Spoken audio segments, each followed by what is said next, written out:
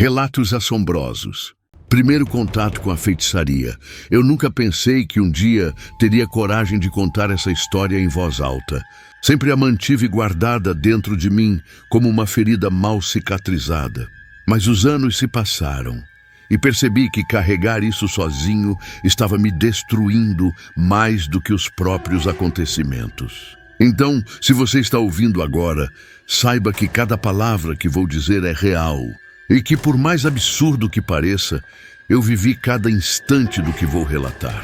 Tudo começou em meados dos anos 90, quando eu ainda morava em uma pequena cidade do interior de Minas Gerais. Eu devia ter uns 22 anos na época. A vida por lá era simples. Ruas de terra batida, casas baixas, vizinhos que se conheciam pelo nome. Mas por trás daquela aparência tranquila, sempre existiram histórias estranhas, rumores sobre gente que mexia com coisas que não devia, com feitiçaria, bruxaria, palavras que até então eu não levava a sério. Minha família era católica, como a maioria dali. Cresci frequentando missas, procissões, festas de padroeiro. Mas apesar disso, havia uma tensão silenciosa na comunidade.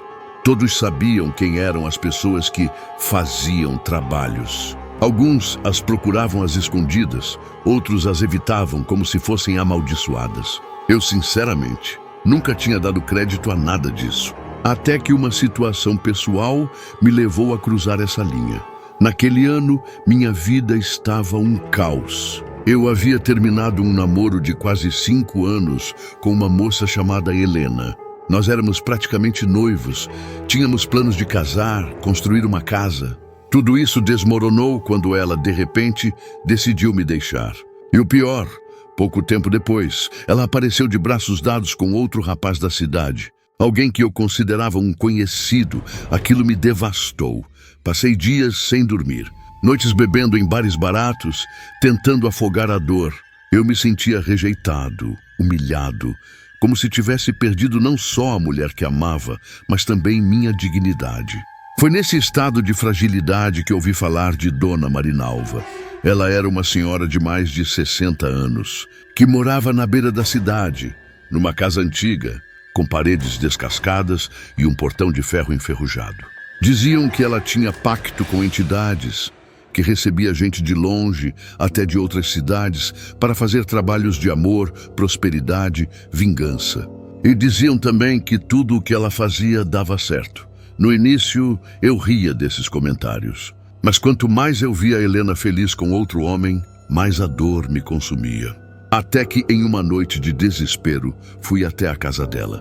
Lembro como se fosse hoje, o vento frio, a lua coberta por nuvens e meu coração batendo acelerado, não só pelo medo do desconhecido, mas pela sensação de que eu estava prestes a cruzar um limite sem volta. Quando bati no portão, ouvi passos arrastados e uma voz rouca dizendo: "Pode entrar, rapaz. Já sei o que veio buscar." Aquilo me gelou por dentro. Eu não havia contado nada, nem mesmo falado meu nome, mas ela parecia já me conhecer. Entrei e o cheiro da casa foi a primeira coisa que me marcou. Uma mistura de incenso queimado, ervas secas e algo mais. Algo podre como carne estragada. A sala era mal iluminada, com velas espalhadas em cantos diferentes. Imagens de santos misturadas a objetos que eu nunca tinha visto antes. Garrafas com líquidos escuros, bonecos de pano espetados com alfinetes, potes cheios de ossos pequenos, talvez de animais. Dona Marinalva me fitou com olhos fundos, quase sem brilho. Sentou-se em uma cadeira de balanço e me mandou falar. Eu, trêmulo, contei minha história. Falei de Helena, de como eu queria ela de volta, ou pelo menos que ela sofresse o mesmo que me fez sofrer. Ela me ouviu em silêncio, até que respondeu com voz baixa: "Você está pedindo 2 coisas diferentes, rapaz. Ou traz a mulher de volta, ou faz ela sofrer. Precisa escolher. Não dá para ter os 2. Naquele momento, tomado pelo ódio e pela mágoa, eu escolhi a segunda opção. Disse que queria que ela sofresse, que sentisse na pele a dor que me causou. Dona Marinalva sorriu, um sorriso torto, que deixou à mostra dentes amarelados. Levantou-se com dificuldade e foi até um quarto escuro, de onde trouxe uma caixa de madeira.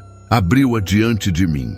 Dentro havia penas pretas, uma fotografia que parecia queimada e um coração de galinha ainda fresco, com sangue escorrendo. Ela então me explicou o ritual.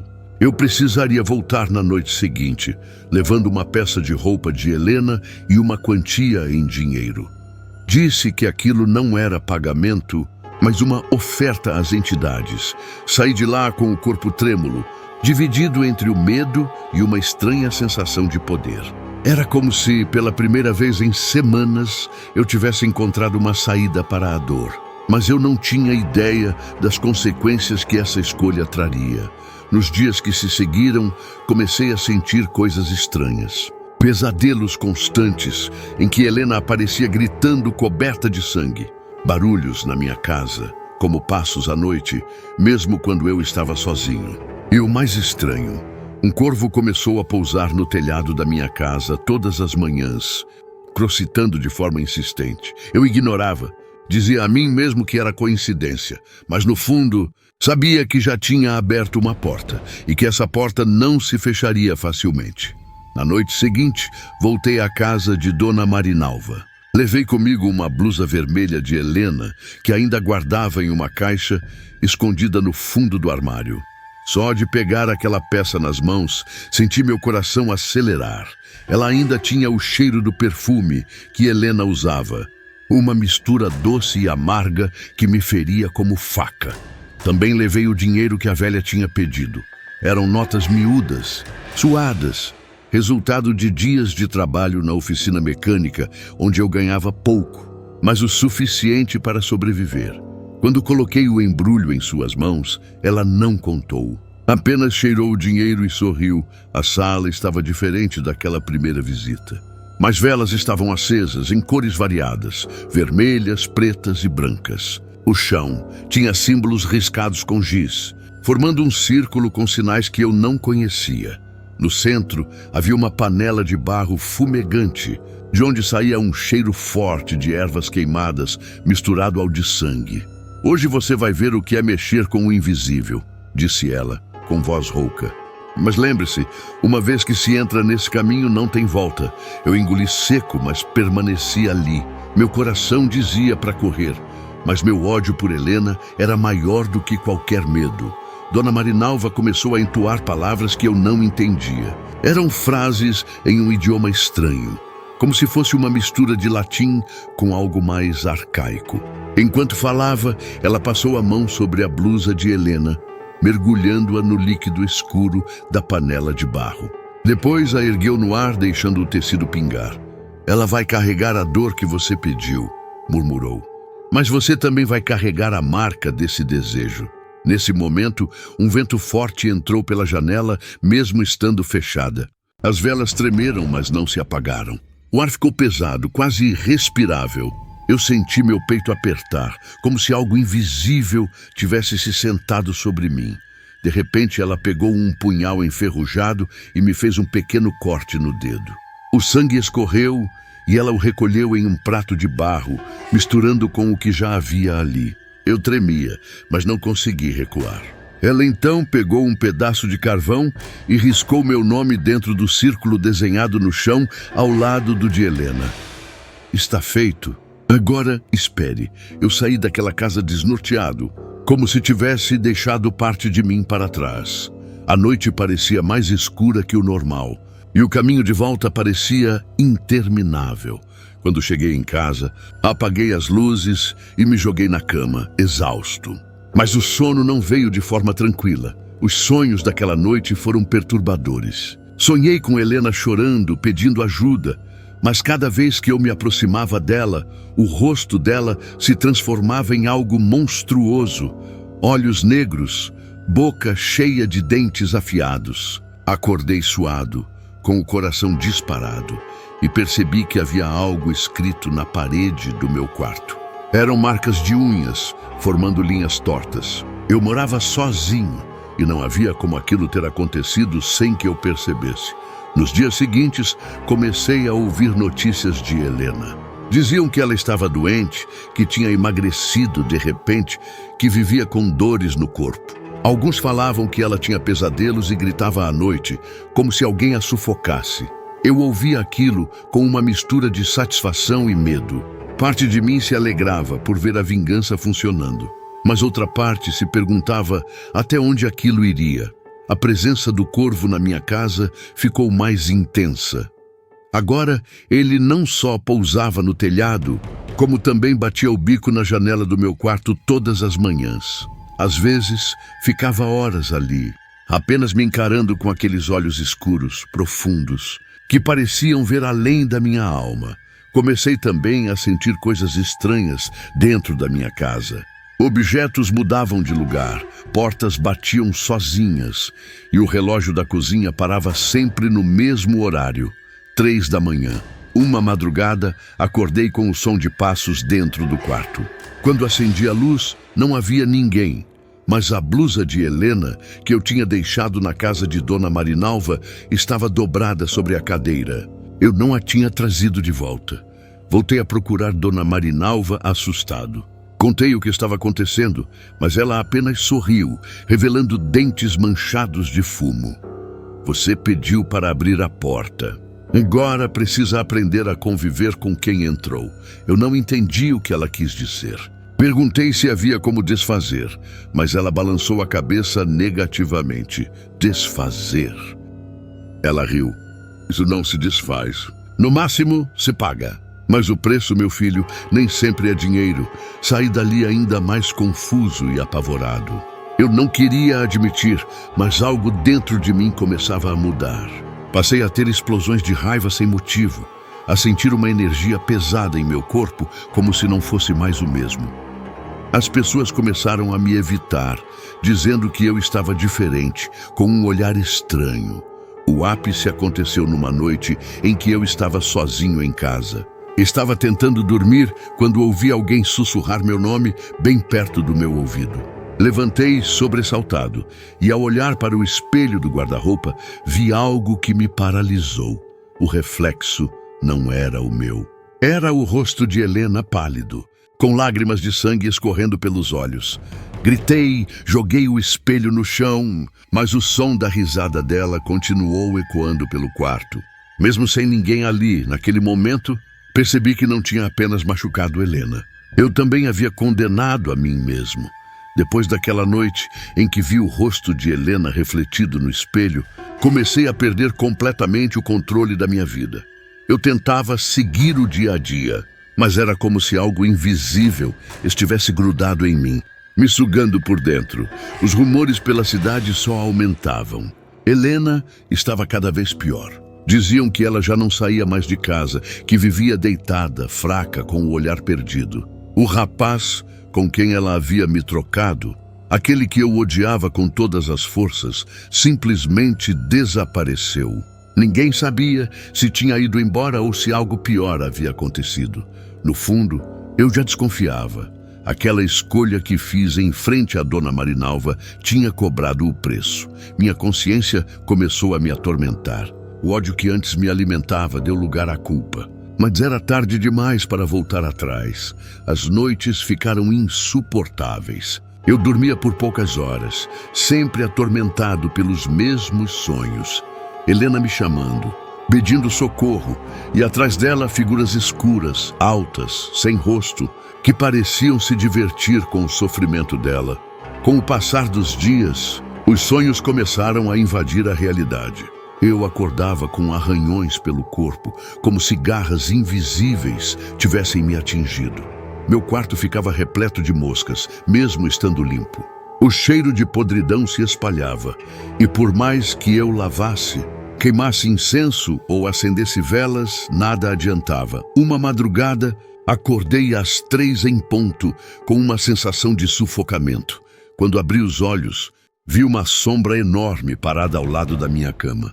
Ela não tinha rosto, mas tinha olhos vermelhos intensos que brilhavam no escuro. A sombra se inclinou sobre mim e eu senti uma mão gelada apertando meu pescoço. Tentei gritar, mas a voz não saía. Meu corpo inteiro estava paralisado. Só consegui me soltar quando lembrei de rezar mesmo sem fé alguma. Recitei um Pai Nosso tremendo, e à medida que as palavras saíam em pensamento, a sombra recuava. Mas antes de desaparecer, ouvi claramente um sussurro.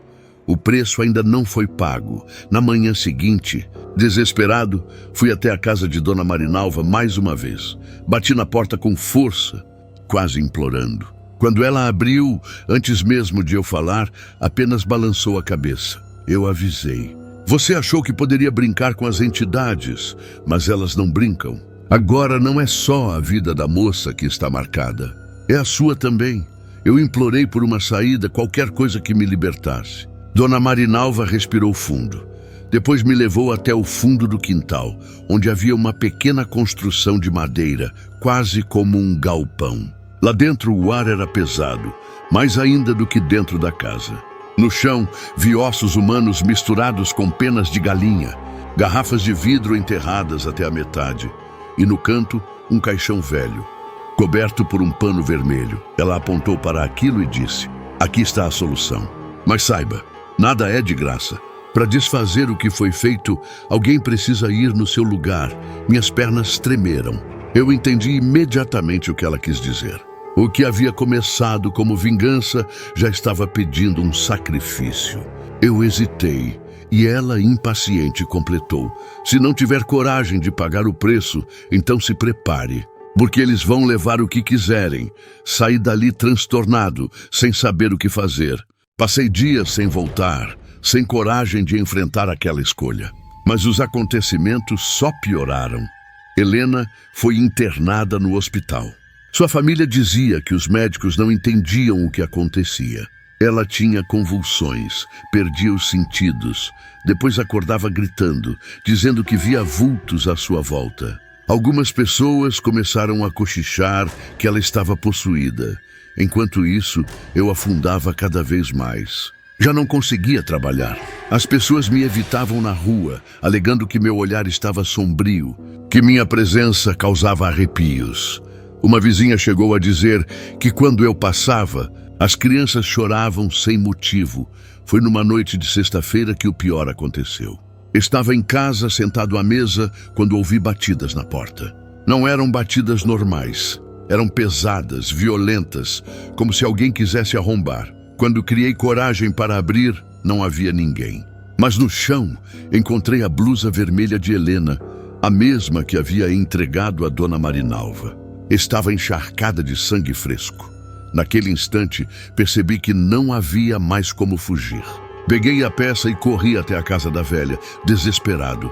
Ela me recebeu como se já estivesse esperando. Com um olhar sério, disse: agora não tem mais volta.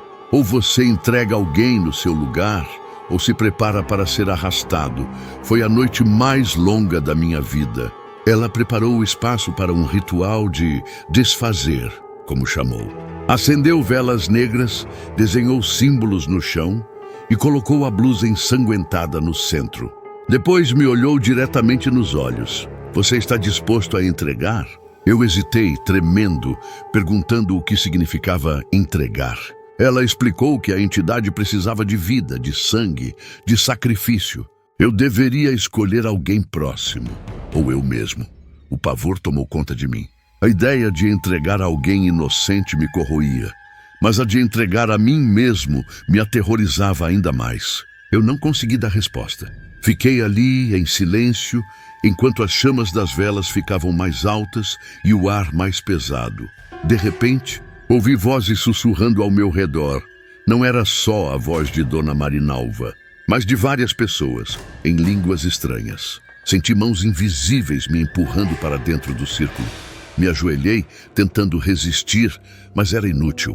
E naquele instante, vi, por uma fração de segundo, Helena em pé ao meu lado, com o rosto pálido, os olhos fundos e lágrimas de sangue descendo. Ela apenas repetia: "Por que você fez isso comigo?" Eu desmaiei. Quando acordei, já era manhã. Estava sozinho, deitado no chão frio da casa de Marinalva. As velas estavam apagadas e a blusa de Helena havia desaparecido. A velha não estava em lugar nenhum. Saí cambaleando, sem entender o que tinha acontecido. Naquele mesmo dia, soube da notícia. Helena havia morrido durante a madrugada, no hospital. A causa? Desconhecida. O corpo dela tinha marcas estranhas, como arranhões profundos pelo corpo, mas os médicos não souberam explicar. Naquele momento, entendi que, consciente ou não, eu havia feito minha escolha. Eu a tinha entregado. Depois da morte de Helena, minha vida nunca mais voltou a ser a mesma. Eu pensei que, com o desaparecimento dela, talvez as vozes parassem, os vultos sumissem e eu conseguisse seguir em frente. Mas foi exatamente o contrário. O que aconteceu naquela noite na casa de Dona Marinalva abriu um buraco dentro de mim, um vazio que nunca mais se fechou. Nos dias seguintes, a cidade inteira entrou em luto. Helena era jovem, bonita, querida por todos. Sua morte misteriosa se espalhou como fogo. E logo começaram os comentários, que ela tinha sido vítima de bruxaria, que alguém havia desejado sua desgraça. Eu me encolhia ao ouvir aquilo, porque sabia, dentro do meu peito, que eu era o culpado. As coisas começaram a piorar rápido. Eu não conseguia mais dormir. Cada vez que fechava os olhos, via o rosto dela, com aqueles olhos fundos e lágrimas de sangue, repetindo sempre a mesma pergunta: por que você fez isso comigo? Às vezes, eu acordava com o travesseiro encharcado, não de suor, mas de água, como se tivesse chorado a noite inteira. Outras vezes, o lençol estava cheio de manchas vermelhas, mesmo sem feridas no meu corpo. O corvo, aquele que me perseguia desde o início, nunca mais foi embora. Agora, ele pousava dentro da minha casa. Às vezes, o encontrava em cima da mesa, bicando os restos de comida. Outras vezes, ele ficava parado na cabeceira da cama, apenas me observando. Não importava quantas vezes eu o enxotasse, ele sempre voltava.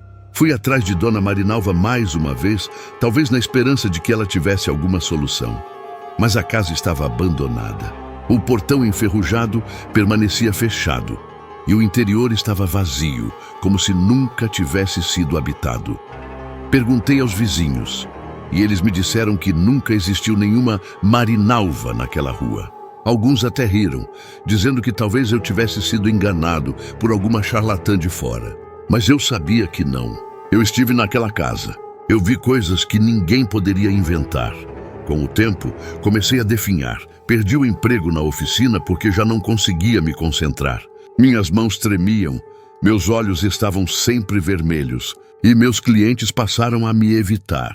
Passei a beber cada vez mais, tentando calar as vozes, mas o álcool só as tornava mais altas, e as aparições continuaram. Às vezes, eu via a Helena sentada na beira da cama, me olhando em silêncio. Outras vezes, ela surgia no espelho, com o corpo coberto de marcas, como se tivesse sido arranhada por 1000 garras. Já acordei com o som do choro dela ecoando pelo quarto, um choro tão real que eu juraria que havia alguém de carne e osso ao meu lado. O pior, porém, eram os momentos em que eu ouvia passos atrás de mim, mas ao virar não havia nada. Ou quando sentia mãos frias apertando meus ombros, me empurrando para baixo, como se quisessem me arrastar para algum lugar de onde não voltaria. Passei a viver em isolamento. A cidade inteira se afastou de mim. Alguns diziam que eu estava amaldiçoado, outros apenas me olhavam com pena. Eu mesmo não sei mais o que sou. Às vezes me pego falando sozinho, respondendo a vozes que só eu escuto. Outras vezes fico horas encarando o nada, sentindo que estou sendo observado. Já pensei em acabar com tudo, muitas vezes, mas cada vez que chego perto dessa decisão, algo me impede.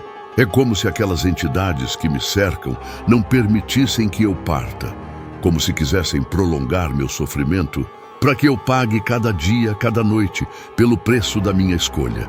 E é por isso que eu conto essa história. Não para que alguém sinta pena de mim, não para me absolver da culpa, mas para que você, que me ouve agora, entenda: a feitiçaria cobra caro.